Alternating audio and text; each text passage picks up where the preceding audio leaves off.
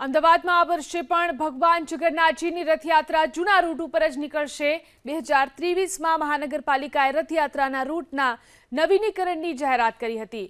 17 કરોડના ખર્ચે બનનાર નવા રૂટ માટે આદિત્ય ઇન્ફ્રાસ્ટ્રક્ચર નામની એજન્સીને કામગીરી સોંપાયા બાદ હજી સુધી માત્ર 20% જ કામગીરી પૂર્ણ થઈ છે। મંદિરની સામે માત્ર ચોક બનાવવાની કામગીરી સિવાય રૂટનું નવીનીકરણ બાકી છે।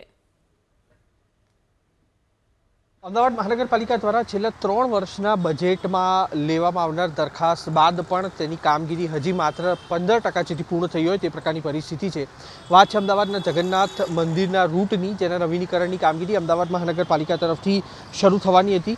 લગભગ 15 કરોડથી 20 કરોડના ખર્ચે આદિત્ય ઇન્ફ્રાકોનને અમદાવાદ મહાનગરપાલિકાએ કામગીરી સોંપી અને હજી સુધી આ કામગીરી છે તે માત્ર મંદિરની સામેનું જે પરિસર છે તે બનાવવા પૂરતી સીમિત રહી છે, જ્યાં આગળ એક ઓવરહેડ ટાંકી અને એક પાર્ક જેવી જગ્યા છે, ત્યાં આગળ અત્યારે આ કામગીરી પૂર્ણ કરવામાં આવી છે। જગન્નાથ મંદિરથી સરસપુર સુધીના આખા રૂટ ઉપર કાયા પલટ કરવા માટે અમદાવાદ મહાનગરપાલિકાનું આયોજન હતું।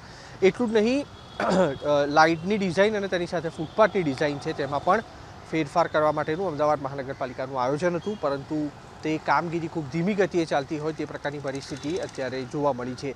દાવો એ પ્રકારનો કરવામાં આવતો હતો કે વર્ષ 2024 અથવા વર્ષ 2025માં નીકળનારી રથયાત્રા નવા રૂટ ઉપરથી નીકળશે, પરંતુ તે કામગીરીના હજી કોઈ ઠેકાણા જ નથી અને કામગીરી શરૂ થયાને લગભગ 6 મહિનાથી વધુનો સમય વીતી ચૂક્યો છે અને હજી સુધી મંદિરની સામેનો જે વિસ્તાર છે તેને માત્ર નવા રંગરૂપ આપવામાં અમદાવાદ મહાનગરપાલિકા સફળ થયું છે। તેની સિવાયના અન્ય 15 કિલોમીટરનો રૂટ છે ત્યાં આગળ હજી સુધી કોઈ કામગીરી શરૂ નથી કરાઈ।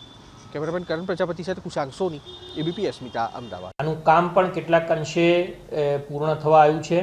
એમાં જે સેન્ટ્રલ પ્લાઝા છે, એટલે કે જગન્નાથજી મંદિરની સામેનું પ્લાઝા, એનો રોડ જે છે, એના જે વચ્ચે ગેટ આવે છે, એટલે જેટલી જગ્યાએ રથયાત્રા રૂટ ફરવાનો છે એ રૂટ ઉપર એક ખૂબ જ સારા પ્રકારની ડિઝાઇનનું કામગીરી અત્યારે ચાલી રહી છે અને અમારી ગણતરી છે કે આ વર્ષનો જે રથયાત્રા હવે જે આવશે એ પહેલાં આપણે રથયાત્રા રૂટનું લોકાર્પણ કરશું। આ પ્રકારની કોર્પોરેશનની તૈયારી છે।